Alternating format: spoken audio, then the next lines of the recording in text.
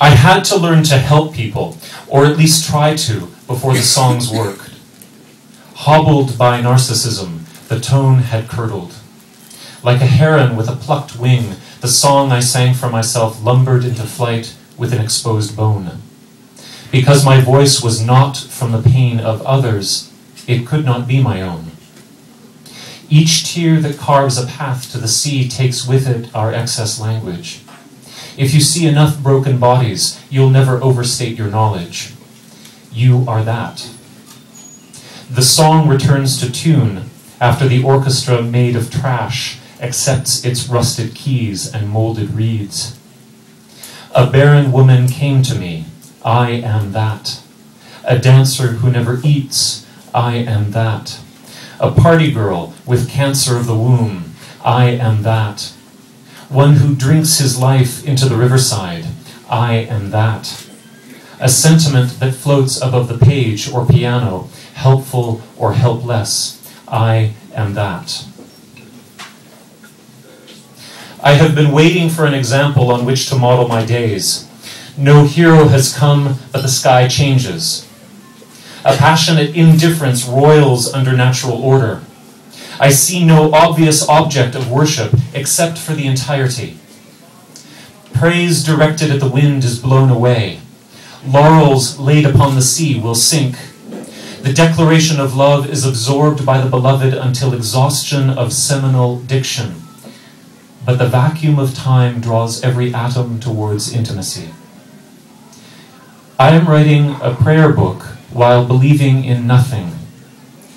Nothing is benevolent and strokes my cheek.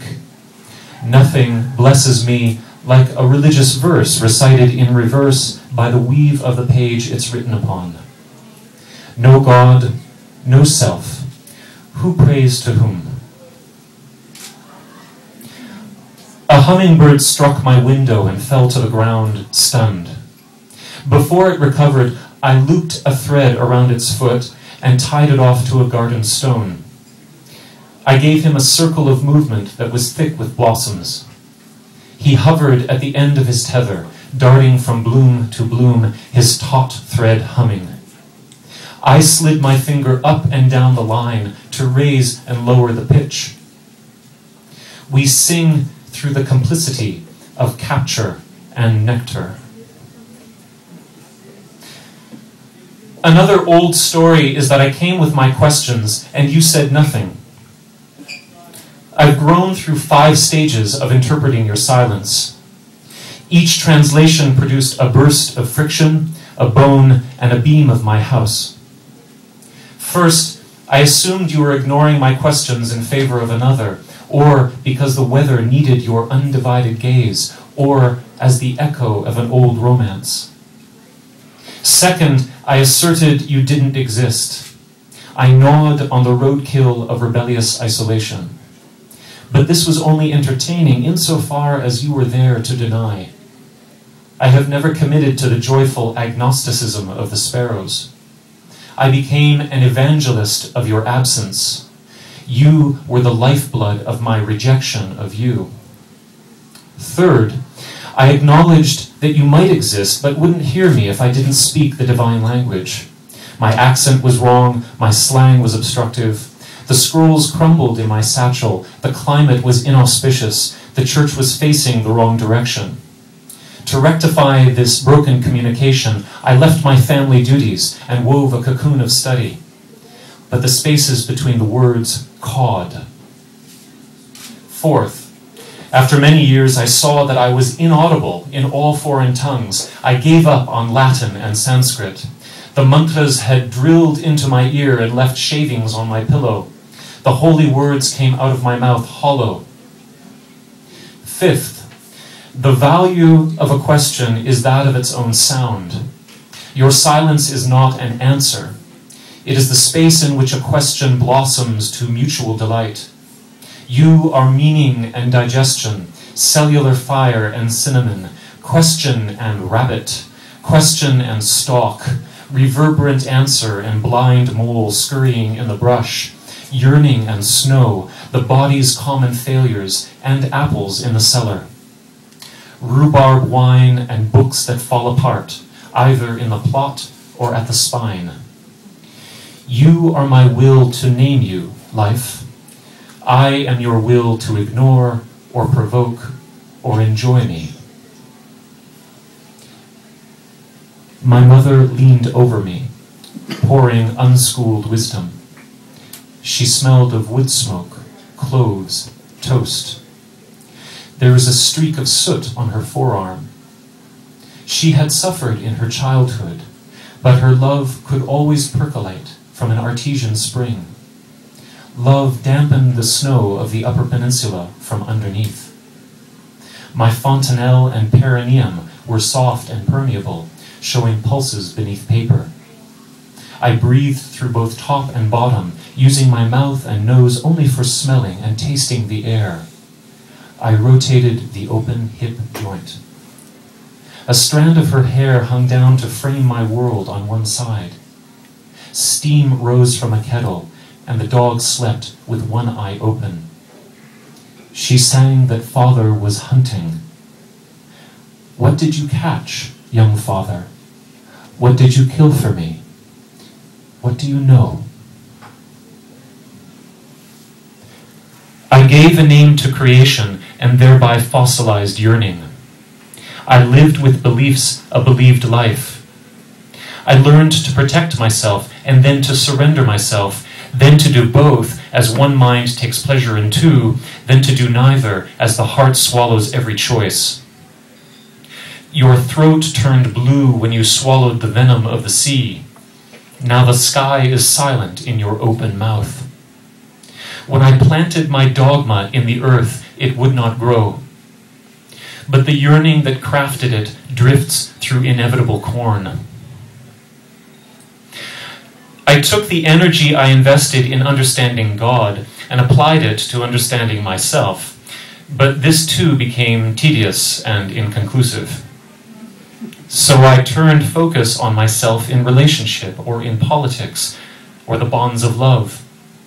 Losing patience with this as well, I reinvested attention in the herbs of the meadow. Each time the mind turned to another subject, the sun rose. By twilight, I wrote theses on my various interests, but no one examined me. I took my scriptures to the printing press, but there was no one there. The gears of the press were rusted, and the acids of a failed modernity corroded the plates. But by dawn, I was enraptured again by the music of endangered birds. One day it might be poetry, and the next the esoteric fluids of the body, and after that something inconsequential in shades of turquoise. I watched all fascinations mingle. I saw that all longing was as common as desire of bread from an oven. A full moon cast itself over the bed. I awoke as though called by name in the temple. Sleep confounded me with fragments of song and an unfinished list. Did I sufficiently welcome the bearer of night milk, of small and smooth white things, of tender green herbs? In which house of the heart was I visited? What is my duty to common rapture? Moonlight is splintered by the web of time and relationship. The birds do not sing in fragments. There is a difference between having a memory and memory. A full moon casts itself over the bed. Every moment is vanishing, but nothing is lost. Religion says to still everything, but this is a remedial measure. You can withdraw from immersion in the moon's detail, but only for a moment. The edges of all details etch themselves into the nerves and are preserved as the internal curving grid upon which the new external blossoms. The grapevine needed an arbor until it became its own arbor. I am not so self-supporting, for I drink its wine. A full moon will cast itself over the bed. See the spring grapes like tiny seeds in the open light, which projects the shadow of ripened summer grapes to the bed where the moon is cast. The mind and the moon confound stillness. Beneath religion there is movement. Beneath this there is yet another beneath this. The moon is absolutely full for an absolutely unfindable moment. I pin my duty in space. The heart of poetry is the intuition of communication between wordless things. A tree speaks to a lake. A vector gleams between butterfly and bone. Birds hear each other's songs across the boundaries of species. The heart of prayer is the fantasy of silence between speaking subjects. Like the night we chose quietude over wine. The burden of our argument dropped its petals. The moon took our bed hostage. We had nothing to offer life that life had not offered us. Knowledge paid a silent ransom of foreign minting. Mint tea, desert dusk. Going, jnana, gone. When the intuitions of communication and silence share the same moment, love is there. Words are most commonly depicted with black, the absence of light. Their shadows can burn temporarily into the visual core text if the sunlight on the page is intense. Such shadows will slide across the sky of the mind when the eyes close. They are no more than clouds. A floater in the eye is something that has died. It washes up at the margin of the river. A blank piece pervades the rest of this page.